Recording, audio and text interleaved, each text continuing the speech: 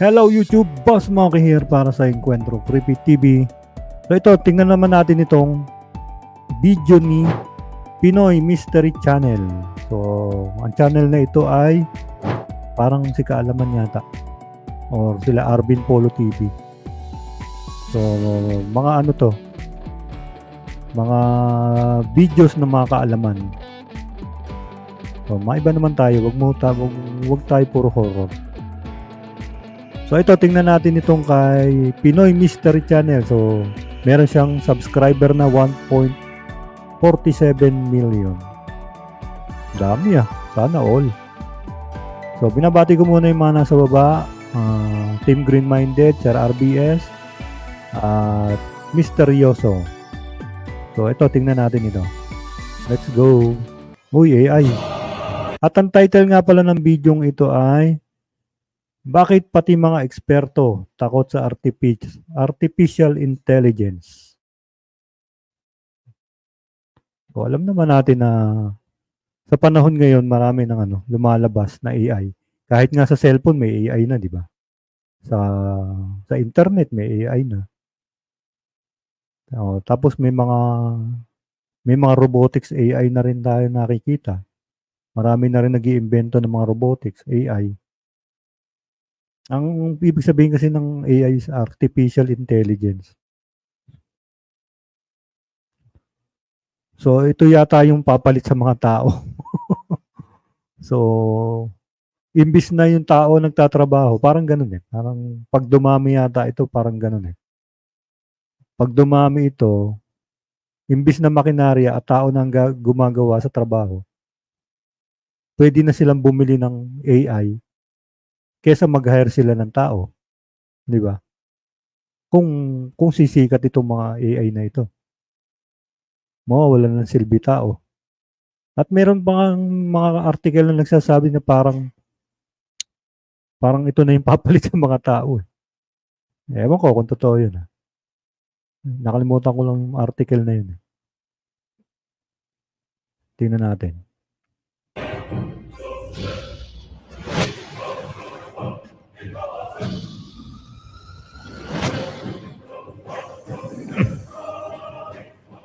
Ganda. Artificial intelligence. Ang sangayon ng agham na ngayon ay pinag-uusapan ng mga dalubhasa gamit ng mga eksperto upang lutasin ang maraming problema at suliranin ng mundo. Makakatulong sa pag-asenso ng mga bansa, lalo na sa pamumuhay ng tao. Sa ngayon, ang AI ay gamit sa iba't ibang teknolohiya na pang-araw-araw. Subalit marami nagsasabi na bagamat kinakailangan upang umunlad ang bayan, may taglay itong nakababahalang peligro. Siguradong magugulat ka sa malalaman mo na may tinatagong lihim ang mga dalubhasa ng artificial intelligence. Ang tunay na dahilan, bakit mapanganib? Mayroong mga naniniwala at marami din namang naghihinala. Ang tanong, totoo ba? Galing yung intro niya. No?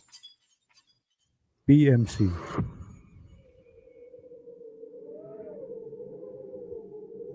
Alam nyo dati, meron akong kinrate na channel kaya lang hindi ko na ituloy eh.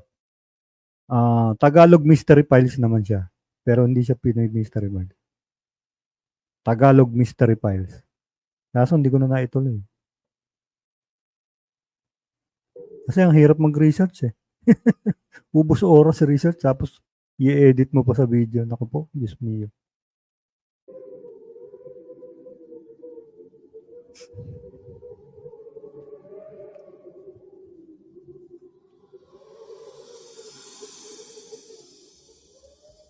Ano mang teknolohiya ang gamit sa pang-araw-araw, sa trabaho, sa paaralan, sa pangluho o sa may katuturan, walang duda na yan ay may taglay na AI. Kung hindi ka sigurado sa kahulugan ng... Pero aminin naman natin talaga na malaking tulong ang mga AI talaga.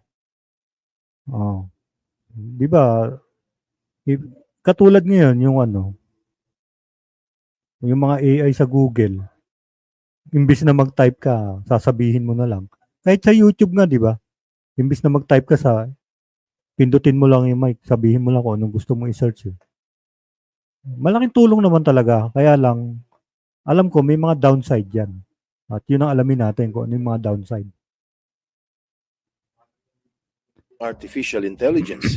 Heto ang paliwanag ng mga eksperto. Ayon sa Harvard University, Wow, Harvard. nagsimula ang konsepto ng AI noong pang 1950 sa pahayag ni Alan Turing, isang British polymath o eksperto sa maraming bagay. Sinundan ito ng ilang scientifico sa Dartmouth Summer Research Project noong taong 1956 hanggang sa nabuhay ang katagang Artificial Intelligence. Kapag sinabing artificial, ito ay hindi bahagi ng ating kalikasan. Kadalasan ay gawa ng tao, katulad ng gusali at mga kalsada. Ang katagang intelligence naman ay katalinuhan. Pero sa konteksto ng AI, hindi lang ito talino. Malawak ang dimensyon o saklaw ng salitang intelligence, katulad ng sanggol kapag umiiyak, dalaga na kumakanta, at propesor na nagtuturo. Lahat ay may talino, pero malawak ang agwat ng kakayahan ng tatlo. Ganyan din ang artificial intelligence. Sa kasalukuyan ay medyo malawak ang kahulugan nito. Pero kung babalik sa nakaraan, ang unang ibinigay na kahulugan dito ayon sa ZDNet ay ang kakayahan ng isang makinarya na magsagawa ng bagay gamit ang katalinuhan, patulad ng talino ng tao. Subalit makalaunan, lumawak na ng tuluyan ang kahulugan nito. Isinama na rin ang ilang aspekto nito. Kakayahan na matuto mag-isa, kumalkula ng sarili at magsagawa ng hakbang base sa sariling desisyon. Kaya sa ngayon ang ibig sabihin ng artificial intelligence ayon sa pahayag ng Technopedia ay teknolohiya na kayang matutong magdesisyon ng sarili at kusang gumawa ng hakbang para sa tao. Katulad ng mga digital personal assistant ng Google, Amazon Alexa, mga social media kasama ang TikTok, YouTube, Facebook at marami pang iba. At kaya tinawag na smartphones o smart car o smart security ay dahil sa paggamit ng mga makabagong computing chips. Ang mga iba't ibang microchips ang nagbibigay sa isang kagamitan ng kakayahang AI. Kaya ang inaasahan ng marami na ang mga integrated circuit ay mas magiging makabago at sopistikado na maaaring makatulong sa pag-asenso ng buong mundo. Sana, iyan lang ang kanilang layunin. Yun. At yun ang aalamin natin. Kasi malaking tulong naman talaga. Hanggang ngayon naman nagagamit natin yung yung mga AI na yan. So, hindi lang naman pag sinabing AI is robot, maraming AI. Lahat halos ngayon AI na. Kahit nga yung mga news reporter ngayon, di ba, kayang gawing AI na. So, darating ang panahon, mawawala na yung mga reporter. Kung yan magkatuloy-tuloy. Di ba, kahit reporter, nagagawa na ng AI. Kahit nga yung mga nagsasalita sa YouTube, AI na yung iba. Malaking tulong. Kung ayaw mo magpakita ng mukha, AI ka lang. Kaya lang, may downside talaga yan. Tingnan natin. Kasabay ng pag-abanse sa teknolohiya ng artificial intelligence, marami ang nagpapahayag sa peligrong dulot nito, katulad ni Jeffrey Hinton, isa sa mga nangunguna sa pag-develop ng artificial intelligence. Kilala bilang isa sa mga magiging Godfather of AI. Isa sa magiging downside niya ng mga AI, wala nang gagawin ng tao.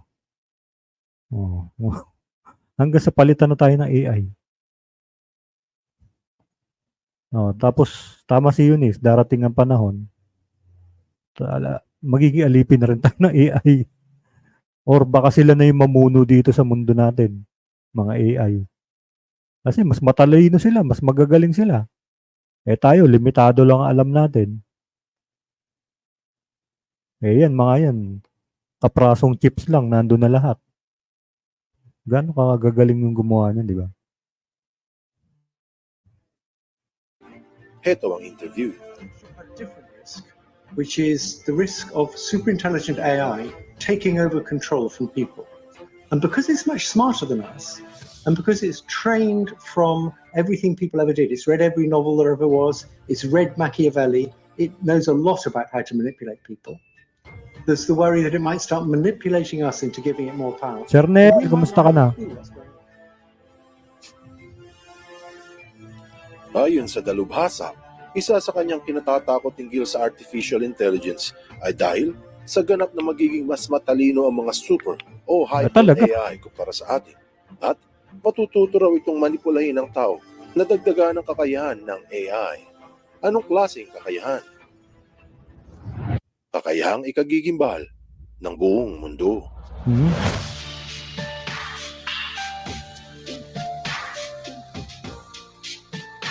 Dami namang intro nito si ano. Ito ang nasa likod ng malagim na peligro.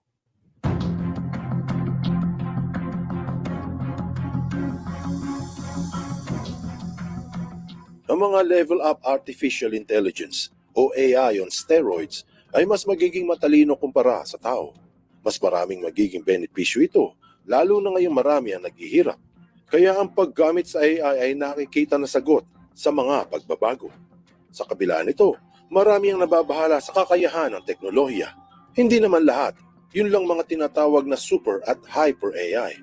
Ang mga susunod na henerasyon ng computer microchips mas mabilis at mas malakas. Mhm. Ayon sa mga ulat, makakayanan nitong manipulahin ang isip ng tao. Parang ganito lang yan eh. Di ba yung unang labas ng cellphone, may mga may sungay pa, di ba?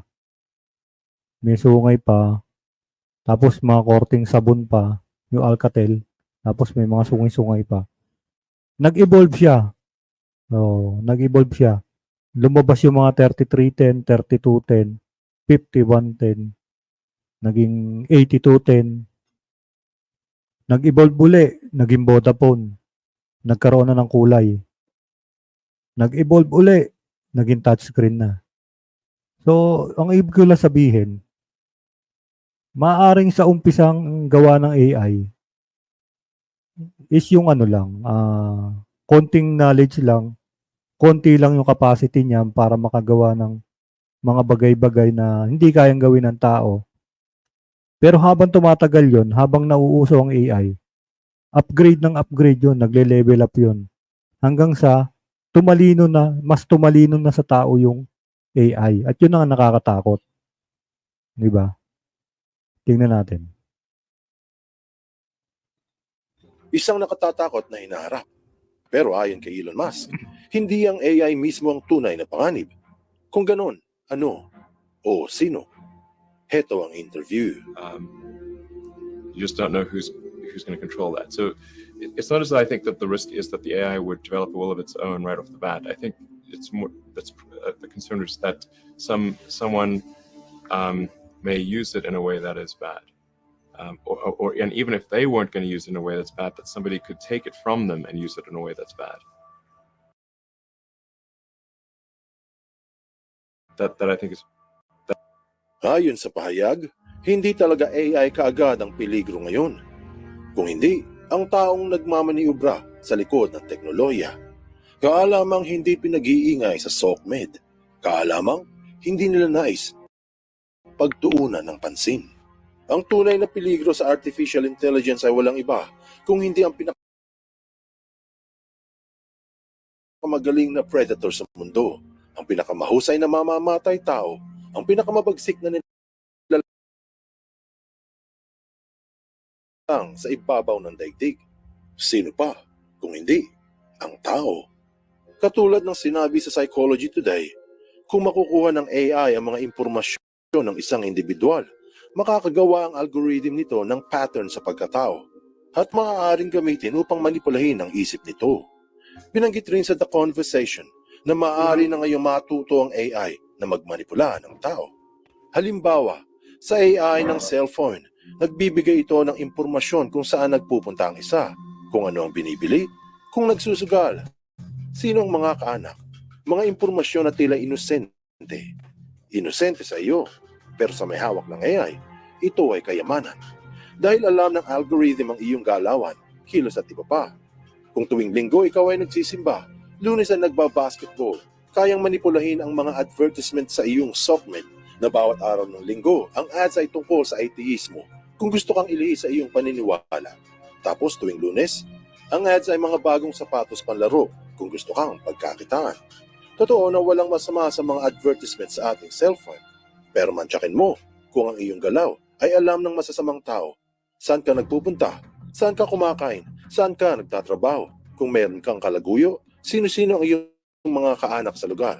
Ang AI ay sandata kung saan wala kang kalaban-laban. Ito ngayon ang peligro sa social media, ang tinatawag nilang deepfakes o synthetic media. Ang paggamit ng AI upang baguhin ang itsura ng isang tao. Hindi katulad ng mga video editor. Ang deepfake ay real-time. Pwede itong gamitin ng mga online predator upang magmukhang bata sa harap ng Naku, yan, delikado yan. Nagamit niya yan. Alam ko, nagamit na sa mga panluloko yan. Deepfake na yan.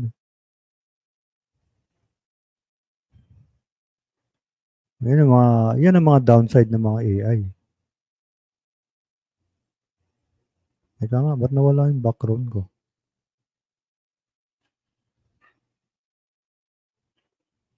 Ano ba yan?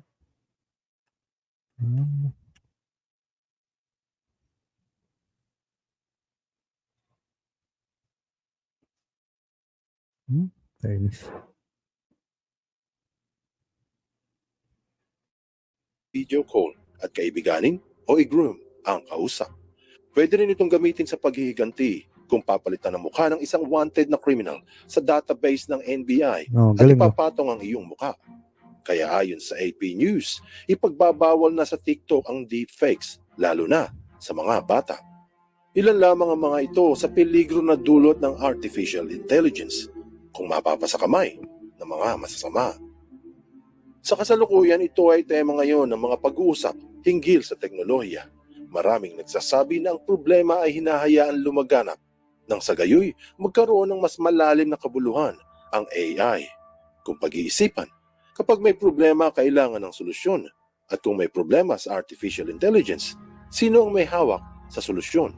Siyempre, sila ding mga dalubhasa Oh, sa AI.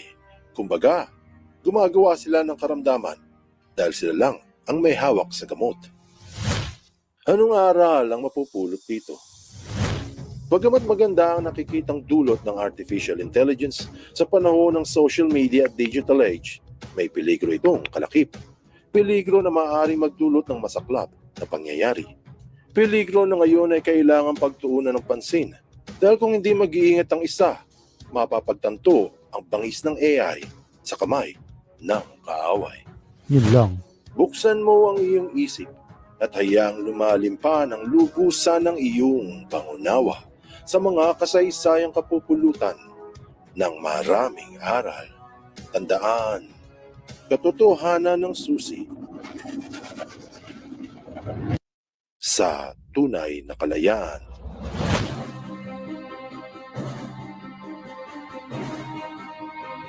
Ayun, no? Ayun.